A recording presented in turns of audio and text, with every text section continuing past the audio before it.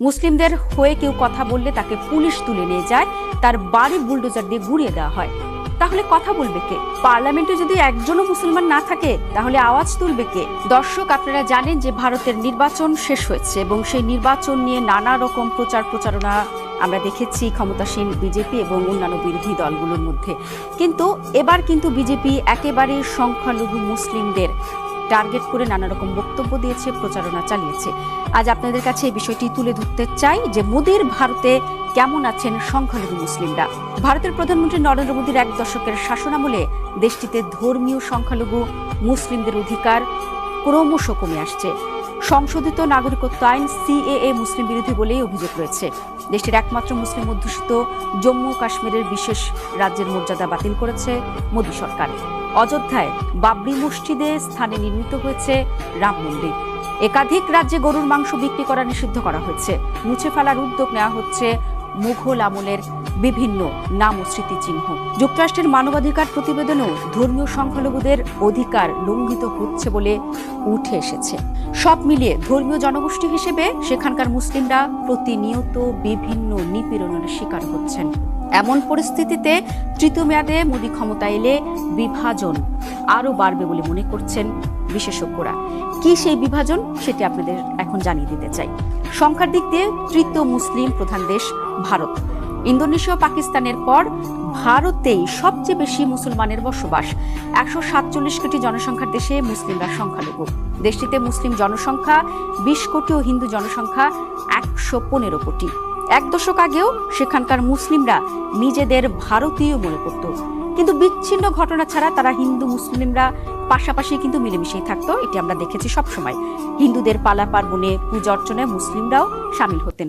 আবার মুসলিমদের ঈদ আনন্দ সহ বিভিন্ন অনুষ্ঠানে হিন্দুদের অংশগ্রহণও ছিল স্বাভাবিক। মুসলিম ছাড়াও শিখ, খ্রিস্টান, বৌদ্ধ, জৈন ধর্মের মানুষও ভারতে সংখ্যালঘু। কিন্তু তাদের তুলনায় মুসলিমদের প্রতি বিজেপির ক্ষোভটা যেন একটু বেশি। বিশেষজ্ঞদের মতে অনেক মুসলমান বিশ্বাস করেন প্রচারের কৌশল হিসেবে হিন্দু মুসলিম বিভেদ প্রকট করেছেন মোদী। মোদীর রাজ্য গুজরাটের এক মুসলিম ভোটার মেহমুদ বলছেন যে বিজেপি হিন্দু মুসলিম ইস্যুকে জিয়ে রেখেছে, ফলে তারা পরস্পরের শত্রু হয়ে গেছে। মুসলিমদের হয়ে কেউ কথা বললে তাকে পুলিশ তুলে নিয়ে যায়, তার বাড়ি বুলডোজার দিয়ে গুড়িয়ে দেওয়া হয়। তাহলে কথা বলবে কে? 80 দশকের মাঝামাঝিতে ভারতের জনসংখ্যার 11% ছিল মুসলিম। তখন পার্লামেন্টে তাদের আসন ছিল 9%। এখন মুসলিম জনসংখ্যার হার বেড়েছে, কিন্তু পার্লামেন্টে তাদের আসন সংখ্যা কমেছে। এখন মাত্র 5% মুসলিম জনপ্রতিনিধি রয়েছেন পার্লামেন্টে। ভারতের 28টি রাজ্যের একটিতেও একজন মুসলিম মুখ্যমন্ত্রী নেই। 19টি রাজ্যের মুখ্যমন্ত্রী বিজেপির। এমনকি যে উত্তরপ্রদেশে সবচেয়ে বেশি মুসলমানদের বসবাস, জনসংখ্যার 16% মুসলিম, সেখানে মুসলিম বিধায়কের হার মাত্র 7। পুরো ভারতের 28 রাজ্যে 4000-এরও বেশি বিধায়ক, তাদের মধ্যে মাত্র 6% মুসলিম।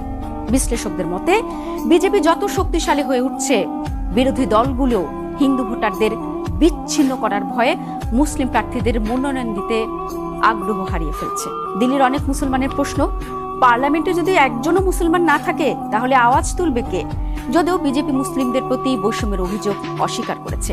কিন্তু 2014 সালে যখন মোদী প্রথমবার ক্ষমতায় আসেন, তখন বিদায়ী পার্লামেন্টে 30 জন মুসলিম বিধায়ক ছিলেন, তাদের মধ্যে একজন বিজেপির।